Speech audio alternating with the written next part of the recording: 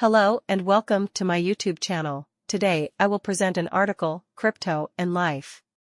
Developed by Cataline Moses.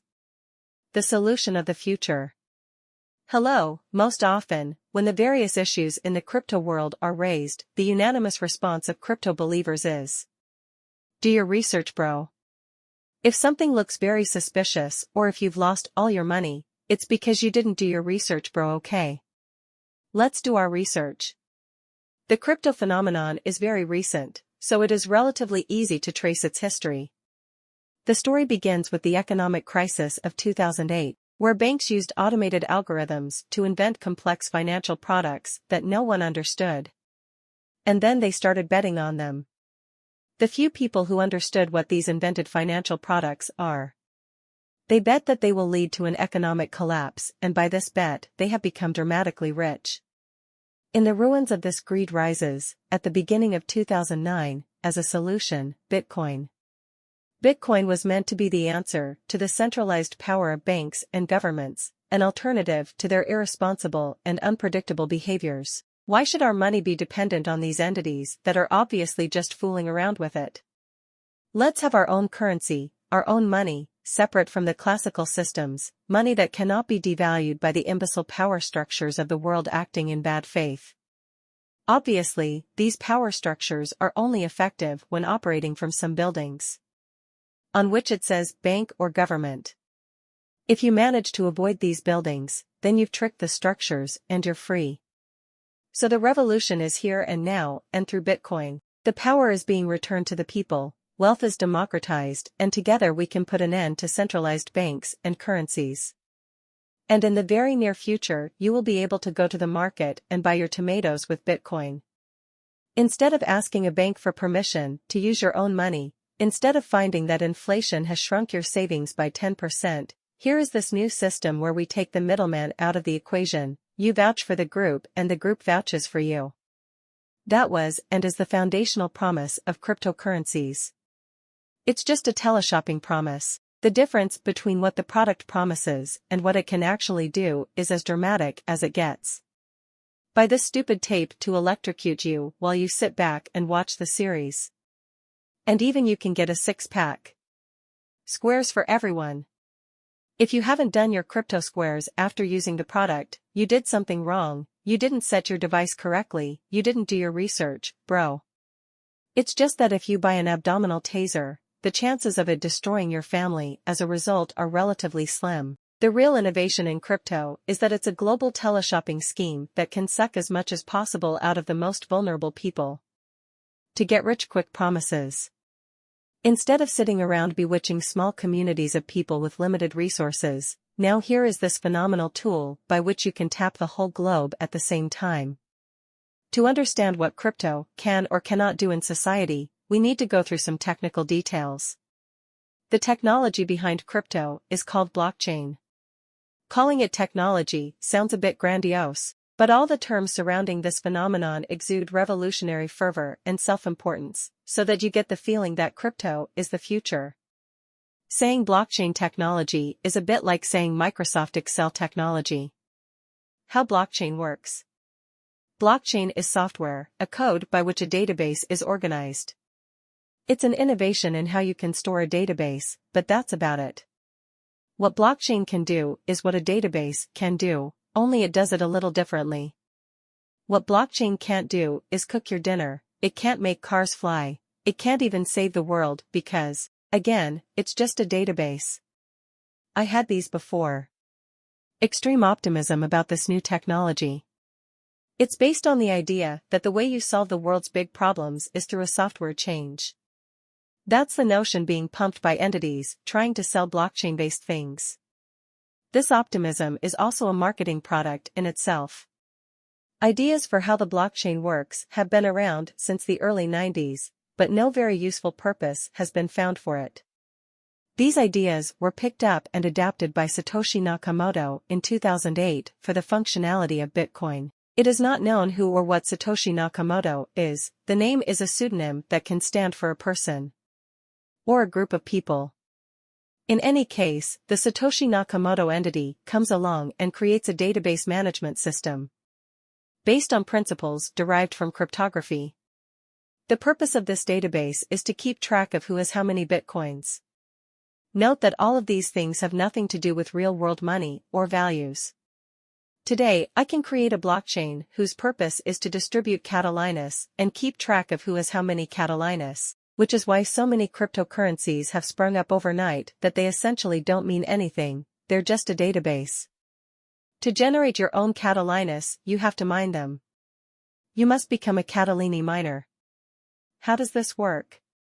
Specific to blockchain is that it is a database to which new data can be added only at the end. There is no way to modify the already existing data, they are nailed down. Everything new is added, in order of arrival, at the end of the list. Furthermore, each new block of information added is named after the previous block. The names of these blocks are called hashes, and they are the crypto in cryptocurrencies. These names are codes generated by an algorithm based on information inside the block, which is why the crypto world looks like this. But that matters less. The idea is that block 5 is named after block 4, which was named after block 3, and so on. So block 3500 will always be directly linked to block 3, and any change you make to block 3 should change the entire chain. That means blockchain blocks of information chained by this dependence of each block on the previous one. It theoretically guarantees the technological impossibility of anyone breaking into the database. And to change your Catalini number there, to say that you are 15 when you were actually 23, it's not practically impossible to do, but it takes enough effort to be improbable. In a large enough blockchain.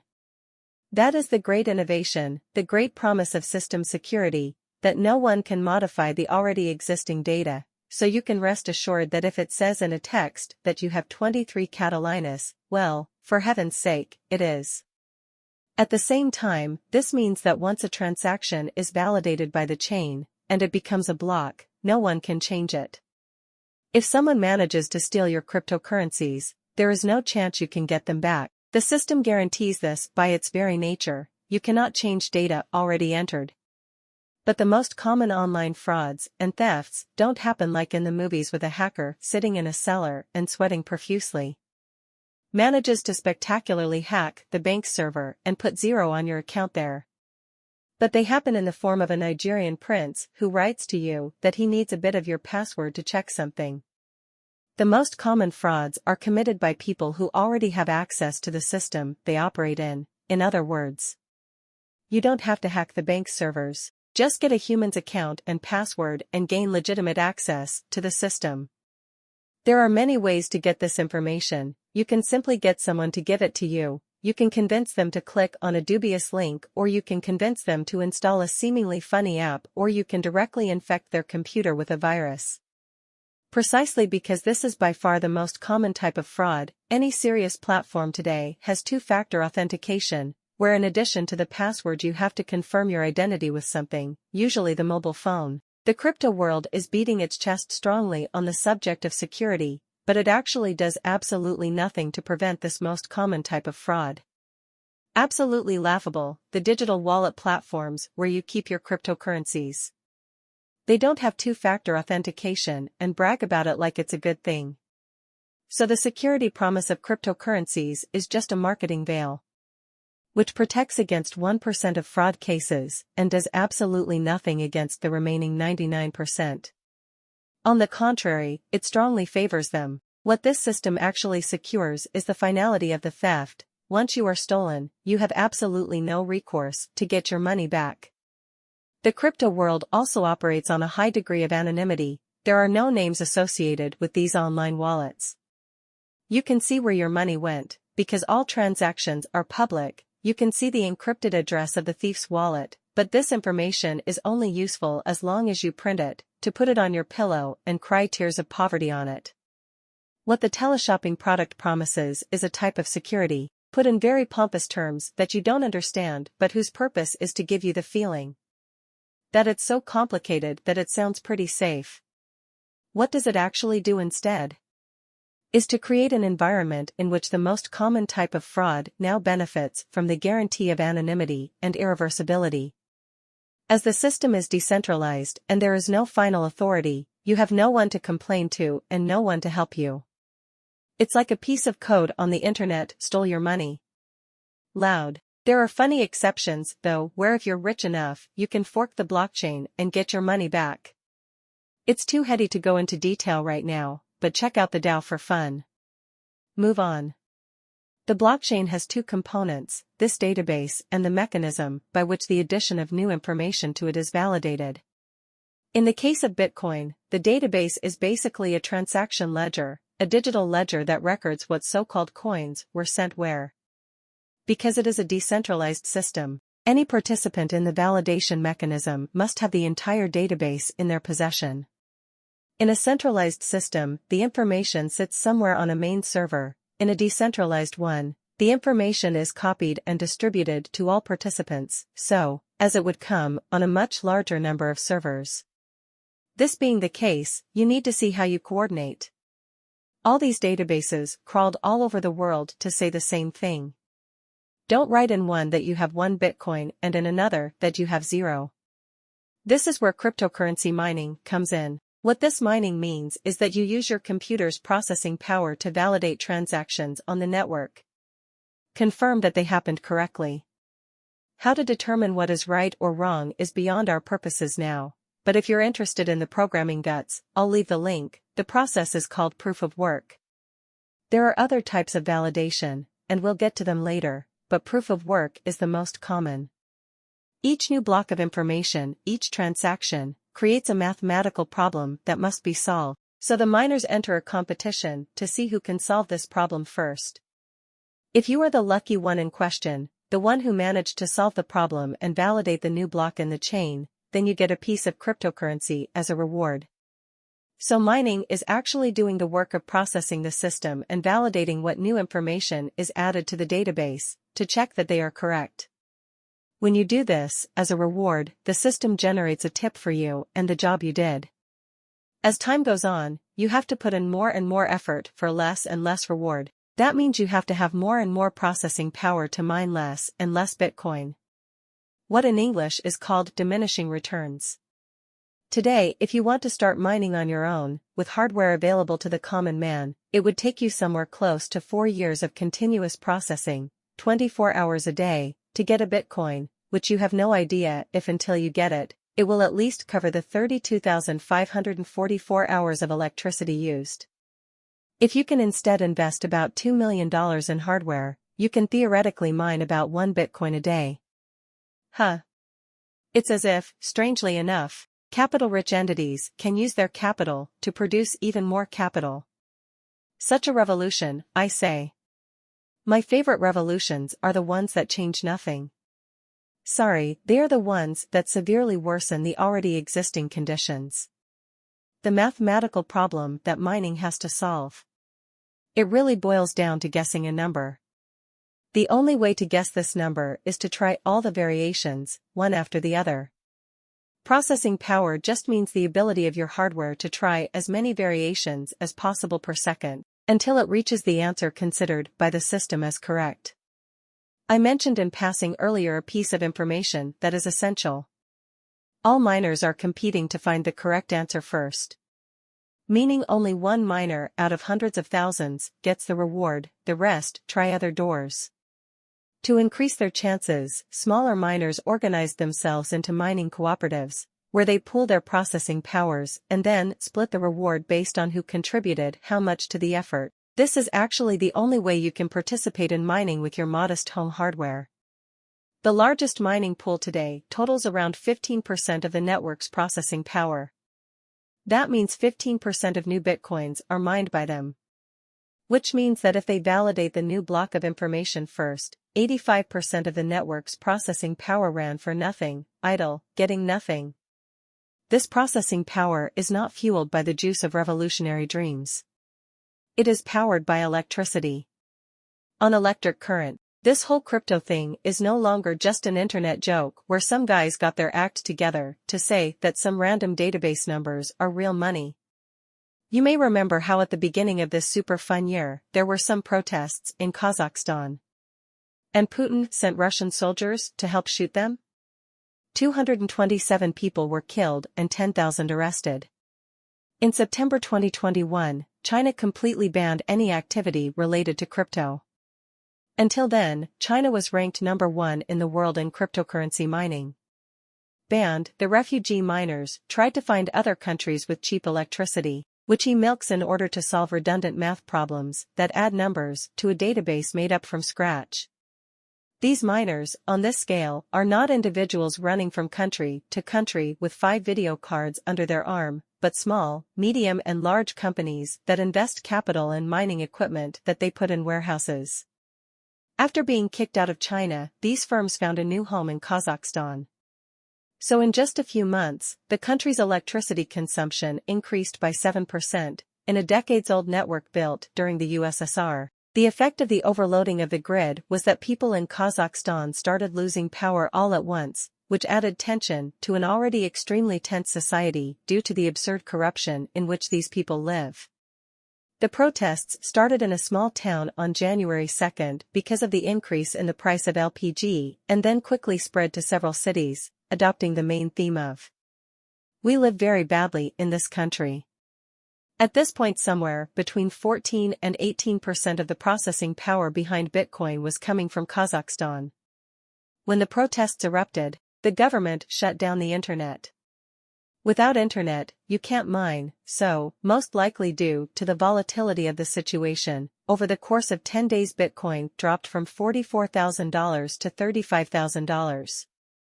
As the surrounding scandal became too scandalous, the mining entities packed up their stocks, or they simply abandoned them if they had deep pockets, and started looking for other countries from which to suck cheap electricity. The impact of this crypto dementia on the real world is not trivial. Today the mining of Bitcoin and Ethereum, the second largest cryptocurrency, consumes almost as much electricity as the country of Italy. A little less than the country of Great Britain.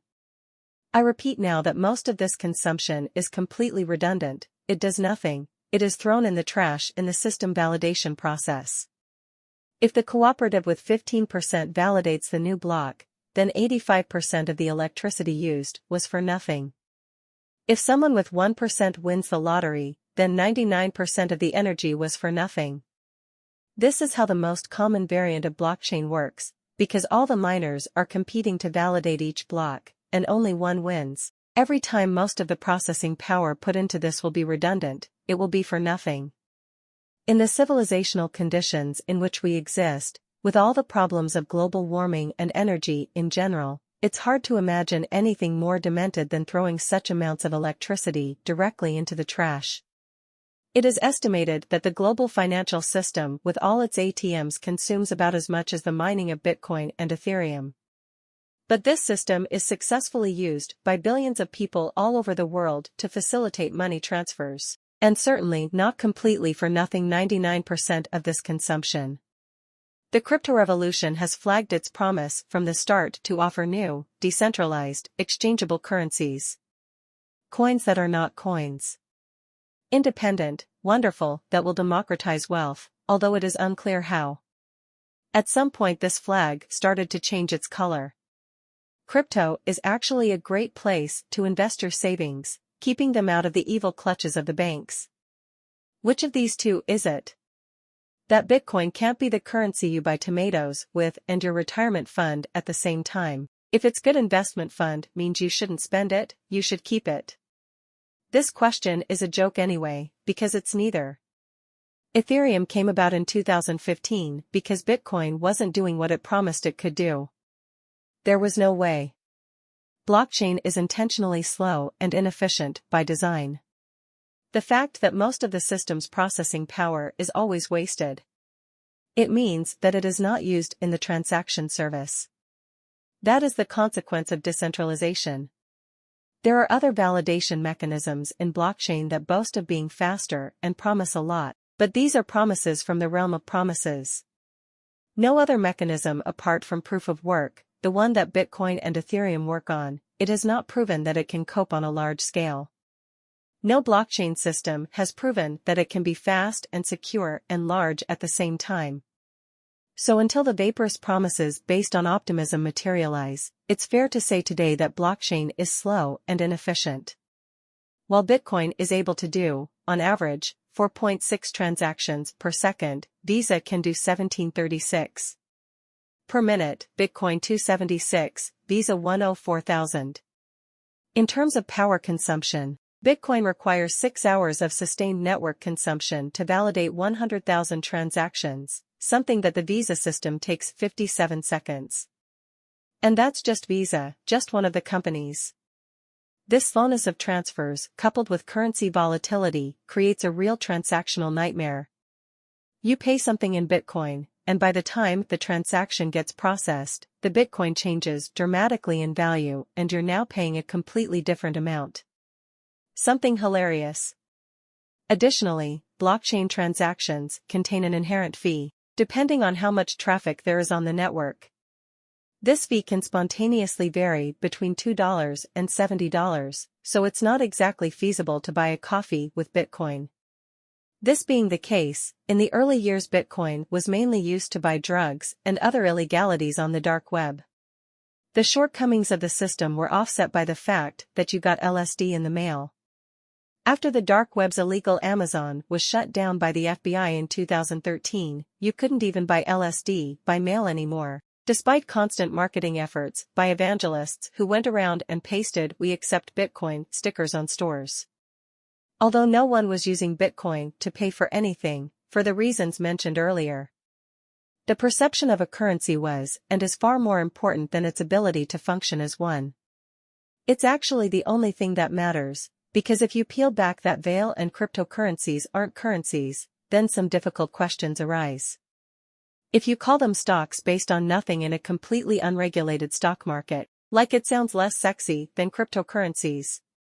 Ethereum therefore appears in 2015, made by a techno-revolutionary named Vitalik Buterin. Ethereum saves the day. He boasted of faster transaction speeds, lower fees, and new skills. Unlike the Bitcoin blockchain, which can strictly manage Bitcoin transactions, the Ethereum blockchain can contain multiple types of data.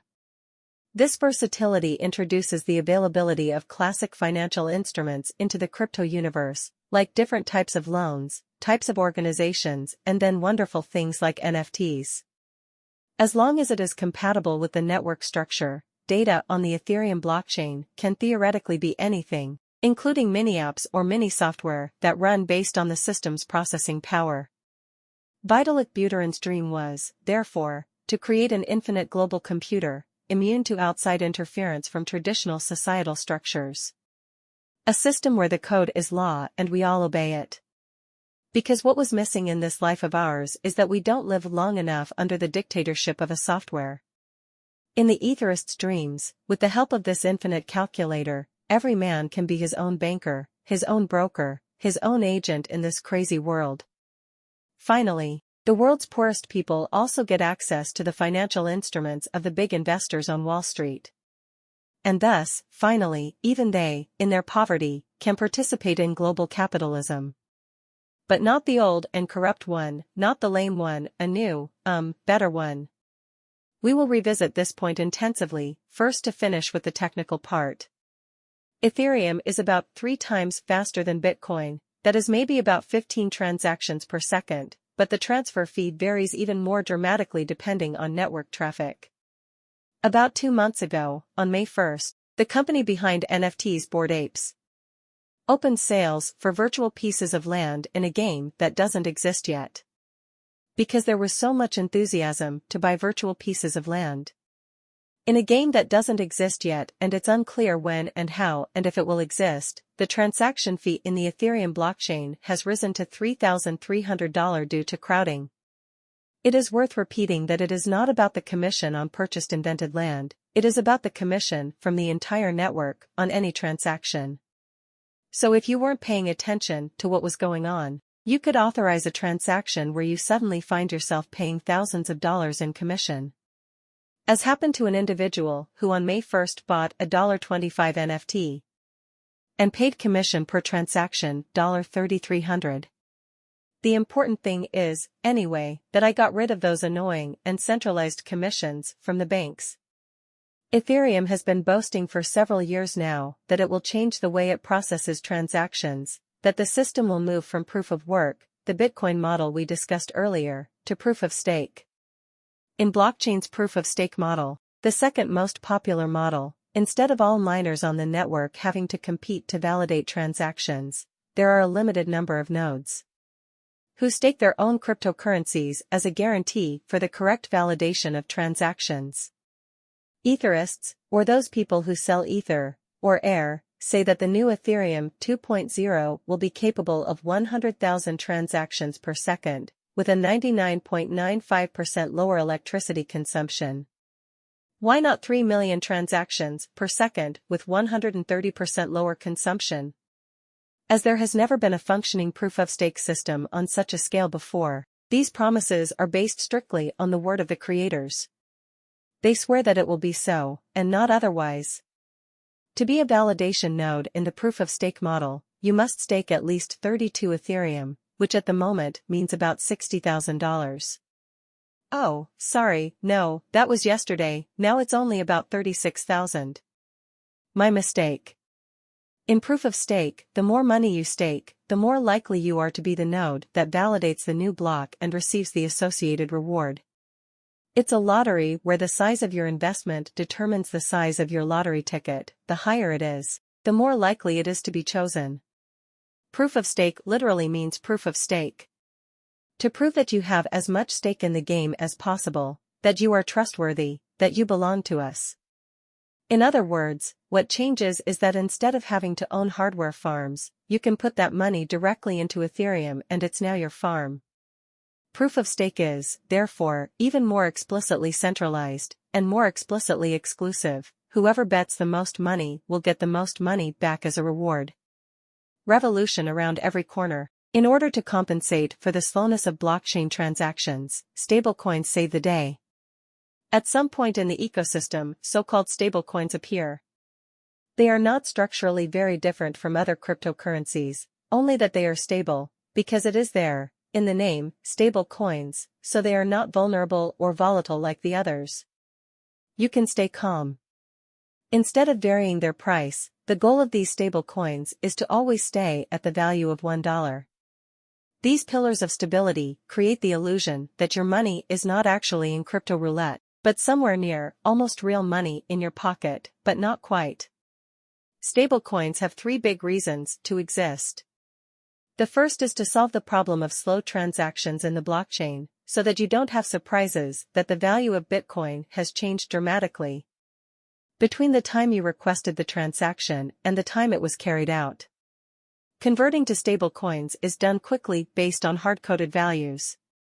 The second reason for their existence is that if you want to take a lot of money out of the system and convert it into banknotes that you can touch, you usually fall under the financial authorities who start asking questions containing the word tax. The third reason is that there simply isn't enough real, liquid money in the system to get everyone out. The largest of these so-called stable coins is called Tether, and at first it boasted that there was one physical dollar for every one Tether. As it became apparent that this was not the case, the language describing the situation became somewhat more vaporous. At some point it was discovered, thanks to the Panama Papers, that Tether is run by the same people who own Bitfinex, a large crypto exchange platform, so the money that theoretically guaranteed Tether was at the same time the working capital of the exchange platform. The same dollar, insofar as it existed, played the role of $2. Praise the Lord, because no one understands what these complicated things mean, nobody cared, and Tether still exists under the title of stable coin. Forgive me, but we're getting complicated for 2 minutes. In May this year, one of the most popular cryptocurrencies, called Luna. To the Luna, it dropped in a few days from $82 to $0, and in the process more than 40 billion theoretical dollars disappeared. Luna had gotten high in the rankings because it was tied to a stable coin called Terra USD. Both coins were made by the same company. Terra USD had a super technological innovation behind it for its stability, which if you don't understand you are not in step with the times. So be careful. Instead of guaranteeing the stablecoin's $1 value by having a physical, real $1 somewhere, as the people at Tether struggled to convince the world, what is boring, classic, from the past, is much better. you are ready, guarantee the value of $1 through another cryptocurrency. Boom. The great technological innovation was that what guaranteed the stability of this stable coin was another invented cryptocurrency. It sounds hallucinatory, because it is. Terra was algorithmically linked to the moon. If the value of Terra fell below $1, then the system automatically generates more Luna. If it rose above $1, then Luna coins were burned and turned into Terra. This balancing happens automatically, based on a software. In November 2021, an amateur financial analyst on Twitter. He theorized that if someone had $1 billion at their disposal, they could crash the moon. Which is what happened 6 months later. Who and how did all these maneuvers is unclear. One of the goals could have been the destabilization of Bitcoin and profited from there. Because Luna had Bitcoin reserves and in a desperate effort to stabilize, it converted $1.5 billion from Bitcoin to Luna, which made Bitcoin drop from $39,000 to $26,000 in a matter of days. Despite this effort, the moon and Terra did not recover. The stablecoin had been destabilized. These maneuvers and how they work are nothing new at all. George Soros became famous in 1992 when he organized a similar attack on the pound sterling, from which he made a profit of $1 billion. He speculated on a very specific time when sterling was particularly vulnerable, because otherwise it is not so easy to play with the currencies of some countries, because there are certain safeguards and self-regulating mechanisms. But if it's possible to do it with a country's currency, then rest assured it's child's play to do it with a cryptocurrency invented on the internet that is not based on anything. For this reason, there is absolutely no cryptocurrency that is not infinitely susceptible to such an attack. There is no stability possible in this entire ecosystem. If a grumpy billionaire wakes up one day and coughs in the direction of a cryptocurrency because he feels like it, hey. But the risk is small, because the world's billionaires are responsible beings who would not do such a thing. The modus operandi of such an attack is broadly related to the destabilization of the supply and demand cycle. The collapse of Luna began when a mysterious individual, a wallet, suddenly sold $285 million to Terra. In the process of rebalancing, Terra kept generating Luna coins automatically until it generated so many that they no longer meant anything. Instant hyperinflation. If you're the one creating panic in the market and you know it's coming, you are then perfectly positioned to make various trades to take advantage of the chaos you have created. Unsurprisingly, the creator of Terra and Luna, Korean Do Kwon, dissolved the company behind them 10 days before this collapse happened. Because a theoretical $45 billion disappeared from the market, he apologized and then created Terra 2.0, where he assures everyone that this time will be better. The crypto world is still laughing at the suckers who took a $2.4 billion stake from BitConnect in 2018. They were laughed at for not doing their research. But Luna was the BitConnect moment of 2022, and all the crypto people were into Luna, because it was trendy. Difficult with this research, you would have said that such moments are conducive to a general solidarity, but the crypto cult is an anti-solidarity scalpel. If you take a stake, it's only because you're a fool, and there will be another fool later, but you are stupid in different ways, and it's your fault anyway. The system is okay. Liquidity fiction. I kept saying millions and billions of theoretical dollars, because this money actually does not physically exist anywhere. These amounts are fictitious. Back to reason number 3 for the existence of stable coins. The need to compensate for the fundamental lack of real, liquid money in the crypto world. When someone makes a dramatic withdrawal of hundreds of millions of dollars, it forces the cryptocurrency to face its cards. If you tell me that I have $200 million in your exchange currency, if I want to take it out suddenly, do you have a place to give it to me, or not? If not, as money is taken out of the system, the currency devalues to a point where it better reflects the reserves it is backed by. If the gap between promise and reality is large enough, this devaluation can go from $82 to 0 in 2 times and 3 moves. Or from $20,000 to 0. It's like hundreds of thousands of people going to withdraw all their money from the banks at the same time. If the bank had the money covered, had real reserves, then it survives. If not, it collapses, and your money is gone. If someone tried to suddenly take billions of physical dollars out of Bitcoin, the same thing would happen to Bitcoin. So it is in the interest of the crypto-rich to milk the system slowly, enough so that they can make a steady profit, but not so much at once that it would collapse the scheme. A study published in October 2021 that analyzed 13 years of Bitcoin blockchain transactions found that 0.01% of investors owned 27% of the total Bitcoin volume. This is what the decentralization of the future looks like. These 0.01% own about 5 million Bitcoins, which is about $100 billion. But this exorbitant amount, what does it mean? How do we relate to it? There is for every cryptocurrency something called a market cap. The market cap of Bitcoin at the moment, for example, is about $400 billion. This number means absolutely nothing. Its purpose is purely marketing, to throw in press articles and create the impression that wow, how much money there is in the crypto world. How it is calculated is that you take the number of Bitcoins in existence and multiply it by the current value of a Bitcoin. The purpose of the resulting number is solely to mislead. Because obviously not all the people who bought Bitcoin bought it at the price of $20,000 apiece. Many of the millions of Bitcoins in existence were bought at prices tens of times lower, so it makes absolutely no sense to multiply the current price by the number of coins in existence. The meaning is strictly marketing, strictly to make it sound as if there is somewhere in the system this sum of $400 billion. It should also be mentioned that what determines the price of a cryptocurrency is strictly the average of the last transactions on the exchange platforms. If the last 5,000 transactions exchanged one Bitcoin for $20,000, then that's what we say the value of the Bitcoin is, as fictional and random as all other features of this crypto universe. Good.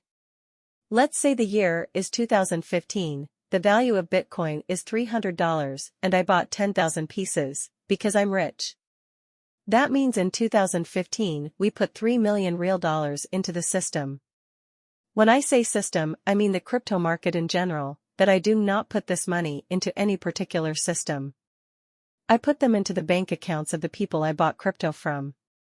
It's not like I'm depositing them in a bank where liquidity accumulates. This is important to understand, because for this reason, there is always a huge question mark over what real liquidity exists behind these cryptocurrencies. In this revolutionary world, it is very difficult to come across any number that is not a bulge of a bulge. Anyway, let's go back. The years go by and surprise, my 10,000 Bitcoins bought in 2015 are worth $200 million today according to the market. Incredible. I want to take them out now, normally, to change my yacht. The question is, where does that extra $197 million come from? Where do they come from? How does $3 million turn into 200 just because it sits in an internet database for 7 years? And the answer is simple. So that I can take my $197 million profit, other people have to buy Bitcoin much more expensive than me. Other people have to put large amounts of cash into the circuit for me to take out as profit. So my goal in life now is to get as many people as possible to take their money out of their hands and turn it into fictitious numbers on the internet, so that I can make this profit. Because if not, he only exists theoretically, as a fiction. It only becomes real if I convince other people that it's worth giving me their money, because crypto is the future. I bought this nothing for $300 a piece, they buy the same nothing from me for $20,000. Hoping they can resell the same nothing for $60,000 a piece. For me to ever make a profit, someone always has to buy more expensively than me. A kind of triangular scheme. A system in which the profits of early investors are paid exclusively from the money of later investors is called a pyramid scheme. There is a long debate on what exactly the crypto scheme should be called, but that is irrelevant. It combines and optimizes a lot of schemes, but its fundamental character is that early investors make money. Only if people come later and put money in. Cryptocurrencies are like corporations that have no product and no business. In the real world, if you own Apple stock, it can make you money because Apple exploits Asian kids to make a cheap phone that they sell expensive. In the process, it generates profit, and some of that profit goes to you through shares.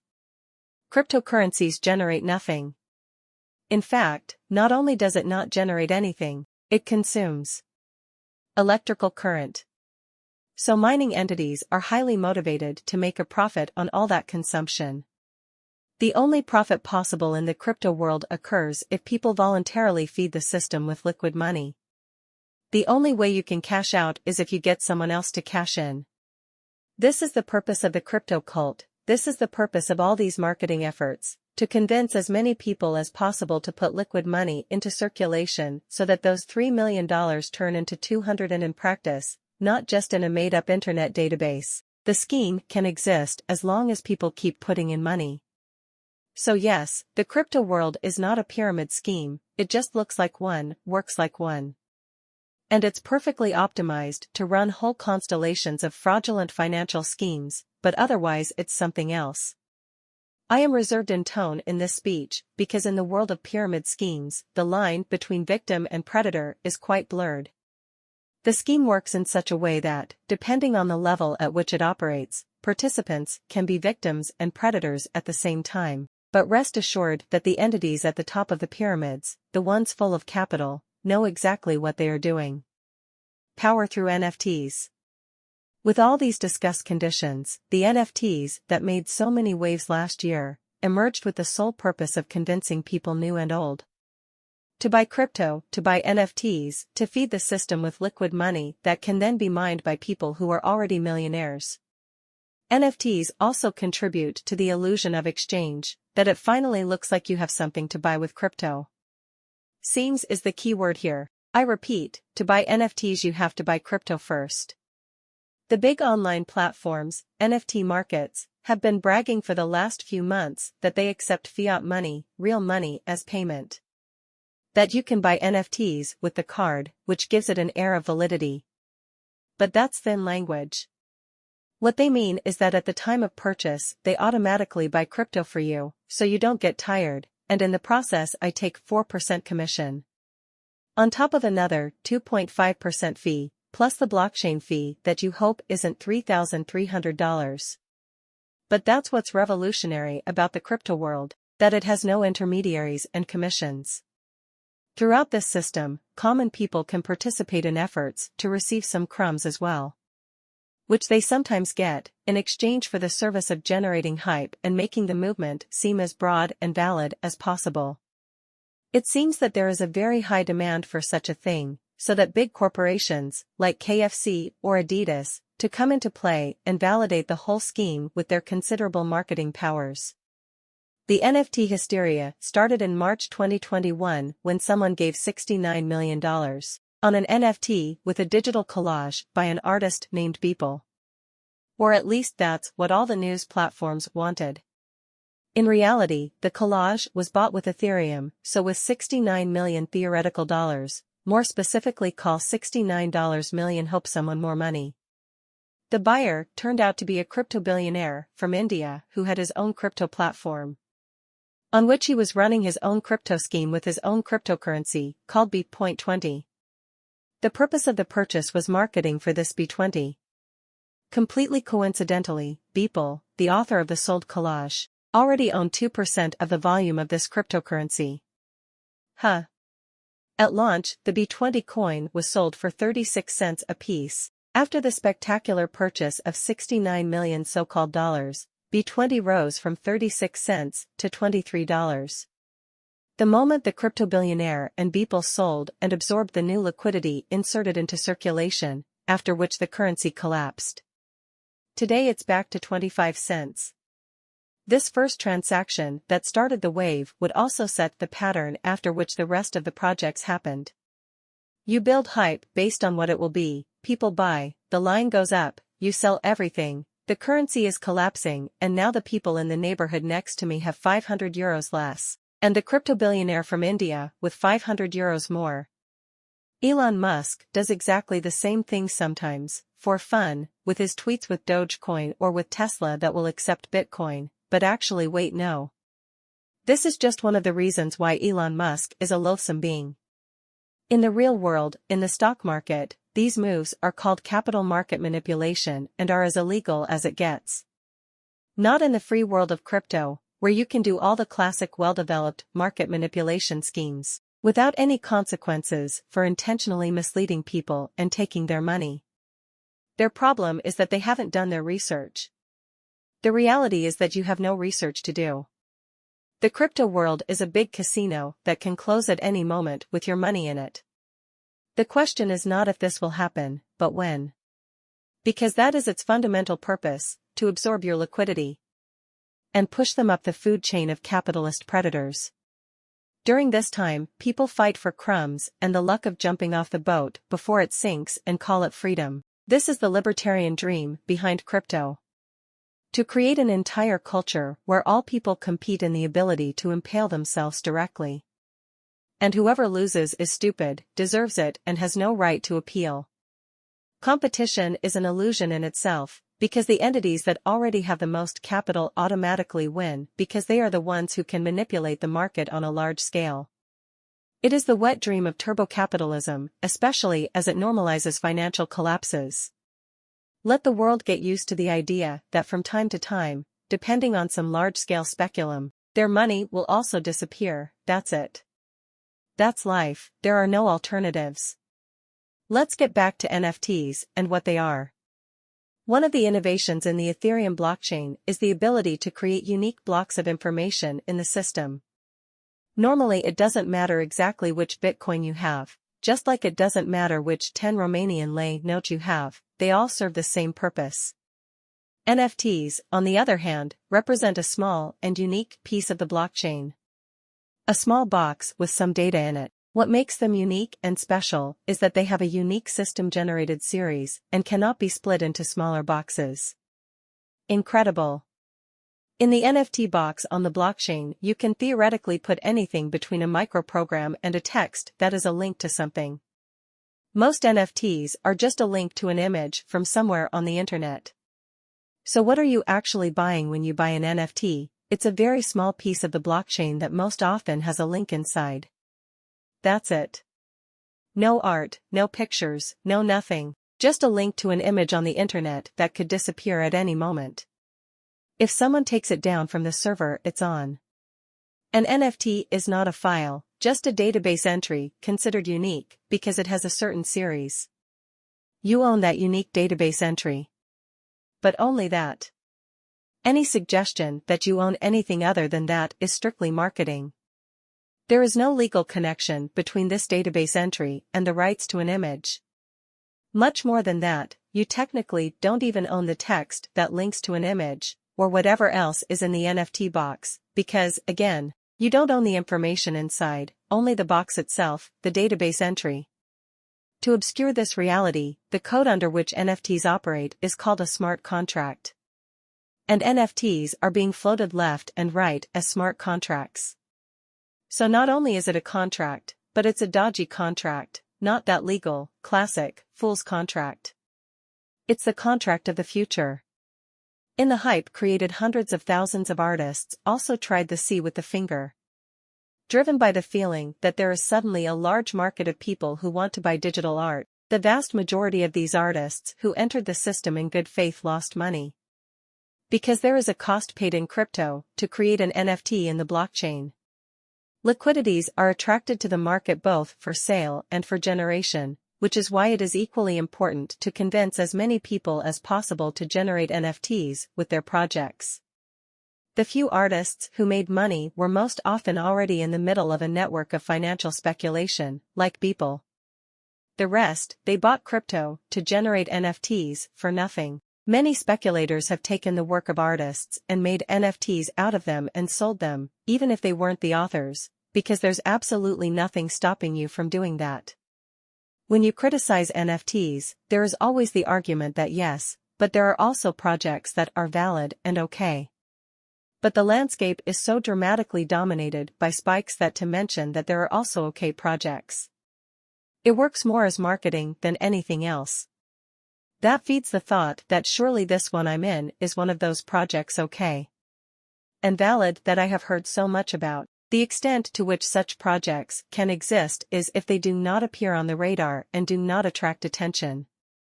If they ever become visible, then they become the target of financial speculation. Although anyway, it doesn't matter, because once you use NFTs, you automatically become a cog in the crypto marketing machine and serve its purposes. Whatever your project is, if you offer it through NFT, once you buy crypto to generate it, and then you further force other people to buy crypto to take it from you, which means the purpose of the system is achieved, new liquidity is introduced into it. Once the illusion that NFTs were the future of the digital art market was consumed, the playing field kept shifting. As you can technically put anything in the box called NFT, new arenas where you can create hype have been sought and found. For a technology that essentially does absolutely nothing new, nothing that wasn't already possible. So NFT-based games, music, subscriptions, game skins, and all sorts of other things came out. That could be traded until now and without interacting with a volatile market dominated by financial speculators. The ultimate dream of the crypto universe is called Web3, a new internet that will run on NFTs, one where any action you take involves some form of transaction with associated fees. Centralized decentralization. The ideas behind this Web3 are the most nightmarish form of capitalism I've ever heard of.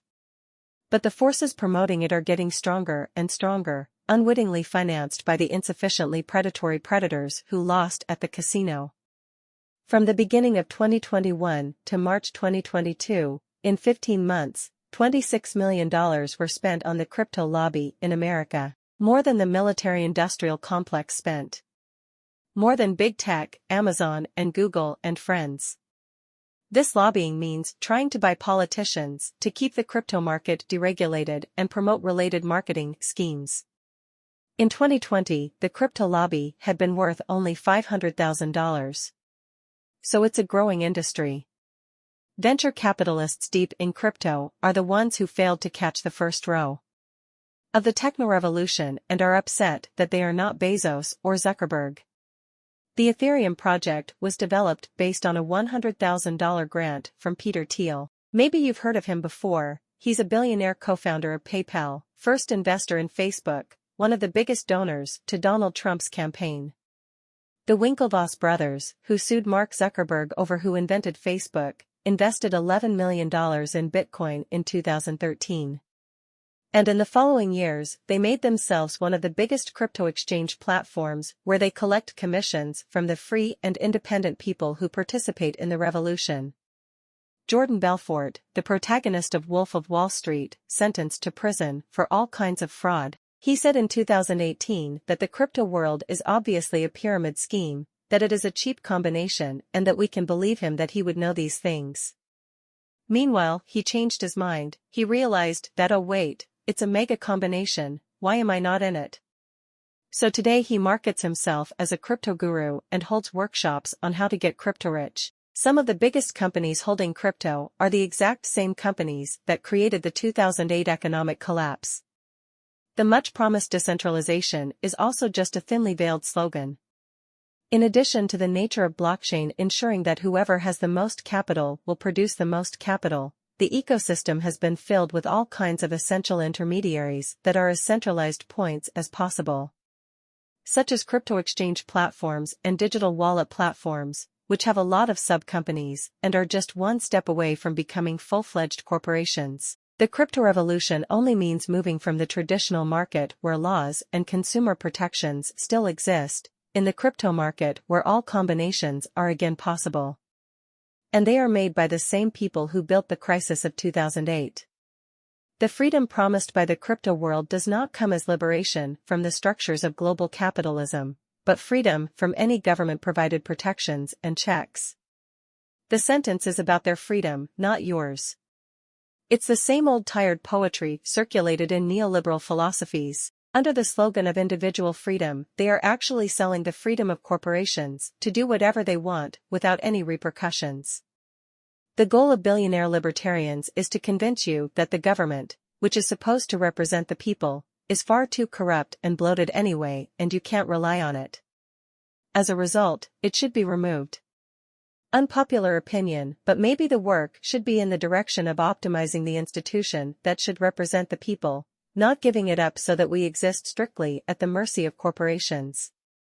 Crazy, I know. In any case, the dream of the creator of Ethereum, to make every man his own agent on Wall Street, is a kind of morbid joke. There is no outside. In this process, you don't get access to Wall Street, he gets direct access to you, if he didn't already have it. At best, you're recruited as one of those financial speculators whose faces you hate. That's why you got into crypto, right? Or was the problem that there are too many financial speculators destroying the world, and there are not enough of us? Anything, but any coin taken out of crypto, no matter how small, that you make, comes from another person who lost it. Any form of profit is on the back of another individual. Your profit is someone else's stake. The crypto world is an arena of mutual cannibalization. The goal of this revolution is to normalize financial speculation, not eliminate it. If everyone does this, if each individual is in a race to get the money from another individual better, then it seems kind of hard to get upset when those big fish do it, right? That you just do it too. Welcome to the club of exploiters, where you are exploited, but it's okay because you are exploiting yourself. The initial notion from which Bitcoin started, that you can create a parallel system of money, independent and immune to already existing capitalist structures, is naive at best. At worst, a lot of words I can't say right now. It's unclear to me if the techno-fetish crypto cheerleaders behind the movement. These dreams emanate from naivety or malice. It is, in any case, irrelevant. The result is the same. People have been theorizing since the late 90s that a sinister aspect of global capitalism is that there is no longer an outside. There is no longer a space to be outside of it. The structures of capitalism are so ferocious in colonizing all existing dimensions of life, so that there is no more space in which you can escape them. Not even in your head. Under these conditions, the notion that you could create anything, let alone a parallel financial system where you don't have the same entities in the equation, is kind of a sad joke. A variation of this story already happened about 20 years ago. Google was founded by Sergey Brin and Larry Page in 1998 with the goal of indexing information on the Internet. Their noble dream was to make all the world's knowledge accessible to any Internet user. And by all appearances they believed in him sincerely. For this purpose, they started looking for investors, and they found them. This was the time of the dot-com bubble, when Wall Street was eagerly investing in Silicon Valley internet companies in the hope of hitting the jackpot. When the bubble burst in 2000, Google survived, but at a price. Investors told them to stop dreaming. If they want to continue to exist, they had better find an immediate way to make a profit for them. After a period of panic, Sergey Brin and colleagues realize that when someone searches for something on Google, they leave some traces, data about where they came from and where they are going. Until that point, those tracks were used for search engine optimization. But pressured by the power of money, Google engineers realize that they can use these traces, not for better information indexing, but for people indexing. The situation is reversed. People don't get access to the system gets access to them. To satisfy its investors, Google started creating user profiles that they sold to marketing companies to make their ads as effective as possible. So that became Google's new purpose, because that's what their survival depended on, that's what they made money from. This is how the world we are in today started, where databases of people's behaviors and preferences. They are among the most valuable information to have, and all corporations are clamoring for them. This is the new form of power, because based on them you can blow in the ear of every individual on the internet, you can give him the feeling that the internet knows him and anticipates his desires, be they desires for new sneakers or desires for extreme nationalism. So no, you can't make any system that has a large number of users and doesn't obey the gravitational forces of the already existing capitalist structures. It's a big part of the problem, which has been discussed in academic circles for the last 20 years. But people who criticize capitalism are life-hating communists, so we shouldn't listen to them. We better put money in crypto. That after all, that saying, and dollars and euros are still a fiction, so what does it matter that cryptocurrencies are invented?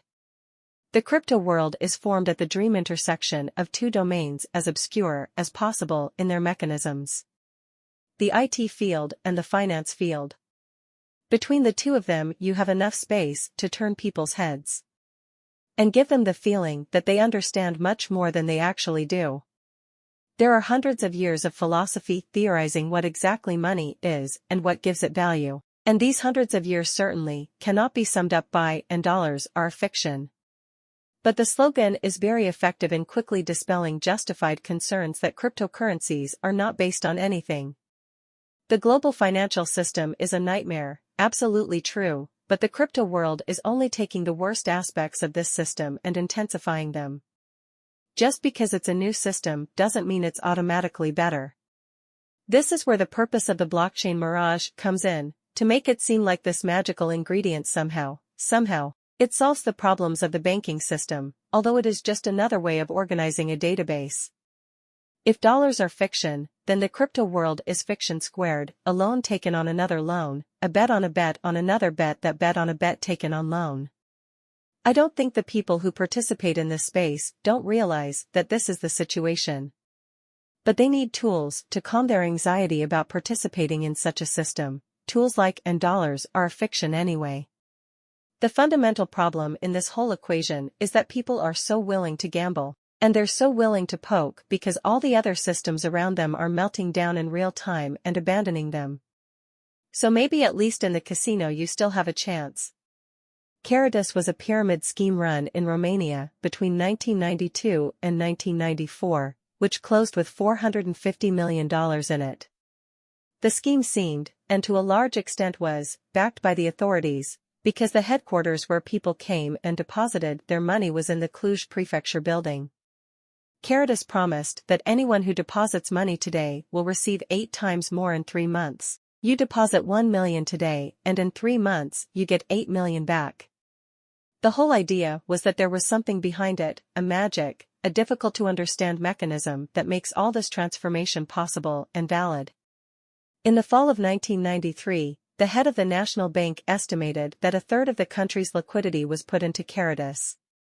In the first 9 months of 1993, 1,000 billion Romanian lei were deposited, while Romania's budget was 2,000 billion. The CFR had to add wagons to the trains going to Cluj, because there was no room for all the desperate people to go and deposit their money at Caritas. The Craiova-Cluj route was called the Train of Hope. A miner from the Giului Valley stated in a TVR report from 1993. Now you don't hear anyone talking about the government, about anything.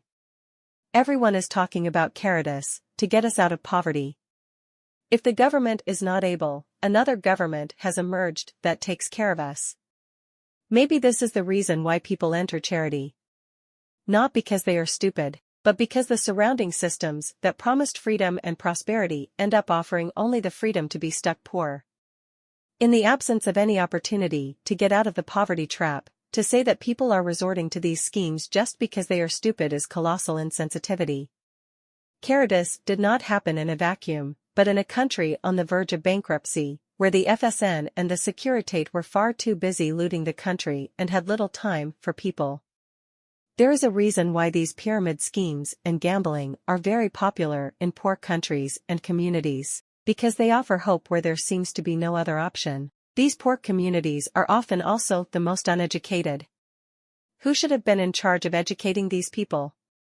Who was supposed to make sure it didn't get to such a degree of desolation that the casino seemed like the best option? That, as far as I can tell, our current system actively sabotages education, intentionally keeps people in poverty, and then makes fun of them for being so stupid. That they take unreasonable risks in the hope of a better life. It's only their fault. They take the stake because they deserve it. That's what they deserve. Crypto offers the most synthesized form of the beggar-turned-prince fairy tale. The American dream, the turbo version. Perhaps the most obsessively repeated mantra in this entire system, to a terrifying level: it could have been you. You could have been the one who bought Bitcoin at $300 and now has 3 million. Time is not lost, buy now this cryptocurrency that is sure to explode and make you rich overnight. Buy this picture of a monkey and your life will be solved. With all these infinite opportunities at your fingertips, if you don't get rich, it's only your own fault. At the level of existence in Romania, even a small amount that you put in crypto is enough to keep you going. There aren't many people who can actually put 2,000 euros into crypto and forget about them completely, don't care, as it says in the spellbook. You will most likely monitor your so-called investment. It's just that in this monitoring process it installs in you, unseen, a real gambling addiction. Every time you refresh you get a dose of dopamine in your brain, regardless of whether things are going well or badly. Dopamine just marks the fact that something exciting and important is happening. And it's certainly very exciting to see, with each refresh, whether your savings have decreased or increased, especially since the situation can change dramatically from hour to hour. In the last 20 years, gambling addiction has been studied intensively. Very interestingly, these studies show that gambling addiction is perhaps most strongly rooted in the brain during moments of near miss, that is, when you were very close to winning, and yet you lost. Because it's a potent cocktail of the feeling of winning and losing at the same time. When you were very close to jumping in or out of the boat at the right time and still lost your money. These near-win moments are perhaps the most powerful in motivating your brain to give it another shot. Turn the crank one more time. That it was too close. There's no way he won't come next time. If you missed the win, the next bubble or the next cryptocurrency must be lucky, you can't be so unlucky. The same studies show that the more microtransactions and moments of uncertainty there are, the faster and more intense the addiction is formed. So your digital wallet is the casino always at hand, the casino in your pocket, where every refresh is a roulette spin. After enough refreshes that you want it, that you don't want it, your brain develops an addiction to these thrilling moments and begins to seek them out. So yes, the great crypto revolution means the democratization of financial speculation that led to the 2008 crash. Now it no longer happens in banks whose names you have never heard, but in your pocket, in your head. The solution offered to people who feel that their horizons are narrowing is to enter a casino, where the same old entities directly control when and how they take their money. In pursuit of the get-rich-quick dream that would allow an escape from the oppressive system of global capitalism, people become addicted to the game of chance by which they feed the structures they were trying to escape. They become physically dependent, essentially, on giving money to the rich. Of all the pyramid schemes in the world, I don't think there has ever been one so ambitious, so successful, and so incredibly disgusting. And we stop here. I wanted to make a video about crypto 2 years ago, but I couldn't find sources that seemed reliable. The existing books I leafed through then either seemed to be confusingly regurgitating crypto marketing. Either they didn't realize they were doing it or they were just marketing. In recent years, however, there have been voices with IT expertise stripping blockchain technology of its revolutionary aura. And clearly explains the reality of the software mechanisms by which all this financial speculation is done. That the reality of financial mechanisms and how they are pyramid schemes has been clear for some time, only that there was this mystery of the blockchain that somehow, through the magic of the future, it made these things not pyramid schemes, but something else entirely. We just didn't understand the technology. Once the technology is unveiled, the scheme becomes crystal clear. Based on these new resources, a few months ago appeared on YouTube exactly what we were looking for 2 years ago, respectively a journalistically responsible synthesis of the landscape. This video was directly inspired by Dan Olson of Folding Ideas, who made a 2H20 clip where he goes into much more technical detail than I did here. It especially dives deep into NFTs and crypto culture to a level impossible for me to replicate. I found the amount of work he put into this to be incredible and completely inspirational. So I watched the clip, read his sources, and then proceeded with my own research. I leave links to sources and recommendations, plus an ebook version of Dan Olson's clip, because it may be easier to trace in writing the level at which he operates. If you want an even more complete picture, even more on topic and predicate, I think his material is the best compressed crypto resource out there on the internet right now. That's all. Thanks for your support on Patreon. I wish you all to stay away from crypto.